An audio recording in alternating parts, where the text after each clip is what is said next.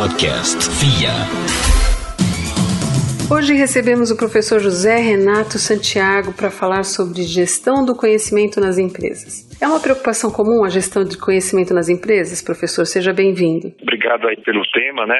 Sem dúvida alguma, a gestão do conhecimento tem um papel muito relevante nas organizações. Apesar de algumas vezes as empresas não adotarem essas práticas sob esse título, gestão do conhecimento. Mas certamente no dia a dia ela trabalha, ela evolui as suas atividades, ela atende as suas metas, os seus projetos, a partir dos conhecimentos que a sua equipe, os seus colaboradores possuem. Não há nenhuma organização que consegue desenvolver suas atividades, seus projetos, sem que haja um adequado gerenciamento dos conhecimentos que estão presentes na empresa.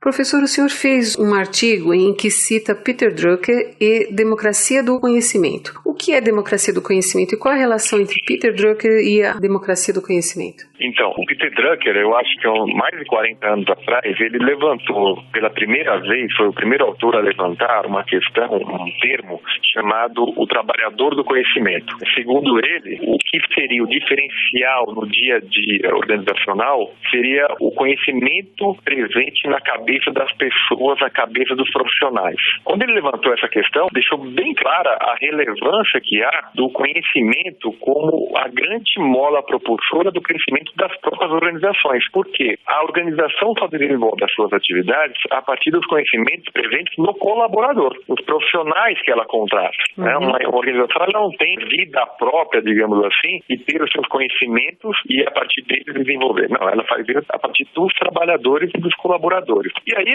essa questão evoluiu, né? Essa questão do trabalhador, tanto que os profissionais, o nível de capacitação das pessoas evoluiu muito nas últimas décadas, não foi à toa, as pessoas procuram cada vez mais adquirir novos conhecimentos e, em contrapartida, o conhecimento que resgatava lá atrás não é o poder que vai garantir a empregabilidade das pessoas. Ele sinaliza a relevância do conhecimento, mas ao mesmo tempo ele já foca que o diferencial é compartilhar o conhecimento, é fazer com que esse conhecimento que você adquire de maneira formal ou tácita esteja presente no dia a dia das empresas, no dia a dia das atividades desenvolvidas por uma organização. E aí, quando a gente resgata essa questão de gerir o conhecimento, do conhecimento ter toda essa relevância, a gente tende a acreditar, alguns profissionais tendem a acreditar que, poxa, se conhecimento tem poder assim, conhecimento é poder. E quanto mais conhecimento eu tiver, mais poder eu tenho.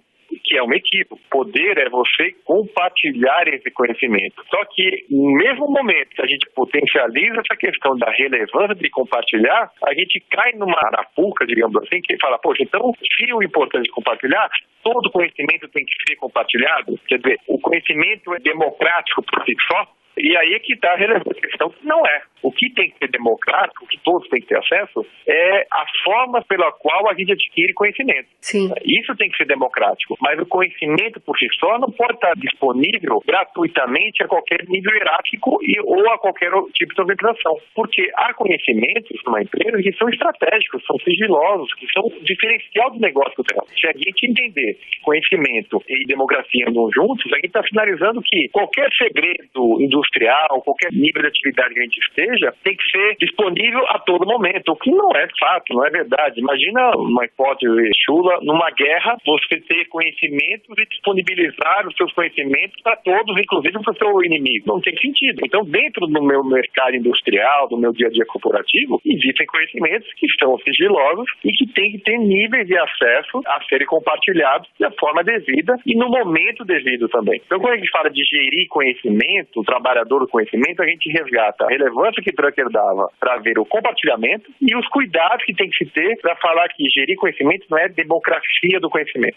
Professor, seguindo a linha, existe modelo de gestão de conhecimento que se adeque mais às pequenas empresas ou médias ou às grandes, ou o método se encaixa para todos os gêneros? Então, é curioso notar também que é o seguinte, quando a gente fala de conhecimento, a gente fala de práticas, fala de iniciativas e que são aplicáveis a qualquer tipo de organização. Lógico que tomando, ressaltando os cuidados que cada tipo de organização deve ter. Pequenas e médias empresas, mais até as pequenas, elas costumam finalizar assim, poxa, eu não posso gerir conhecimento porque eu tenho que sobreviver, eu tenho que vender o meu dia a dia porque a minha vida é difícil, digamos assim, né? Sim. Mas aí que tá, é um outro equívoco. risco, porque normalmente esse termo de gestão do conhecimento, eu até compartilhei isso em um artigo que eu escrevi, normalmente quando fala de gestão do conhecimento, muitos erroneamente atrelaram a esse assunto a tecnologia da informação, a necessidade de haver um sistema tecnológico para isso. E aí quando se vê que para se fazer algo eu preciso ter um investimento tecnológico, a pequena empresa, ela fala, poxa, espera um pouco, eu tenho que fazer algo que eu tenho que fazer um investimento e que é algo não muito mensurável facilmente, porque conhecimento não é facilmente mensurável. Então isso faz com que as pequenas e médias identifiquem, poxa, se eu tenho que investir, deixa eu sobreviver primeiro, digamos assim, para depois ir para essa linha. E não é fato, eu não preciso ter ferramentas tecnológicas para isso. Eu preciso ter modelos gerenciais, práticas, iniciativas e ações que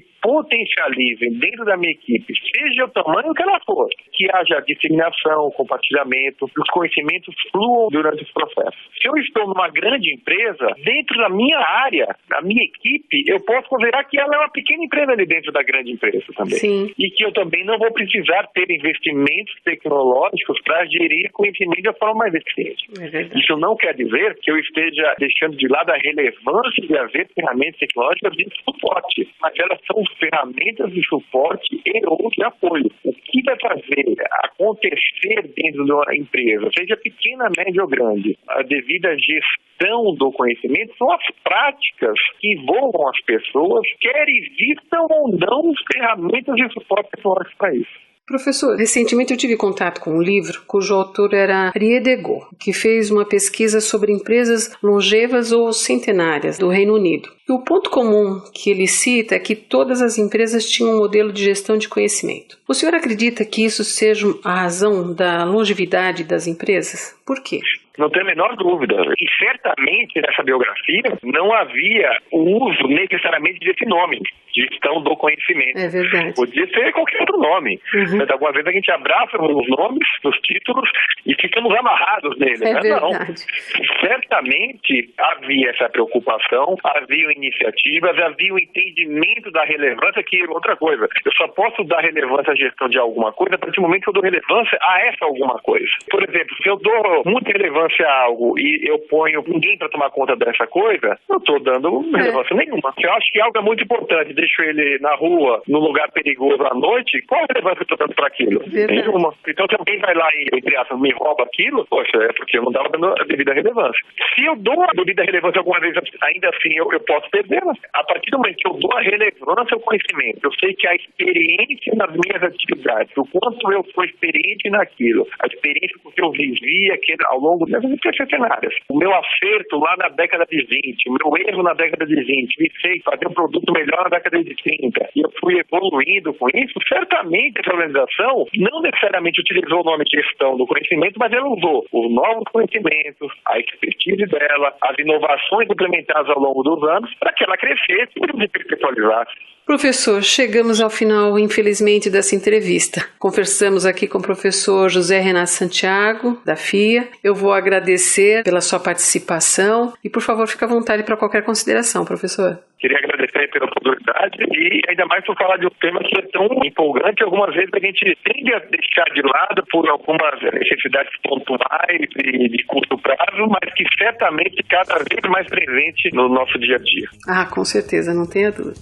Você acompanhou mais uma entrevista no podcast FIA. Para dúvidas e sugestões, encaminhe uma mensagem para o podcast@fia.com.br ou www.fia.com.br, que a nossa equipe terá prazer em responder. Eu sou Dirce Roseta e espero você na nossa próxima edição do podcast FIA, a voz da gestão. Até lá! Podcast FIA.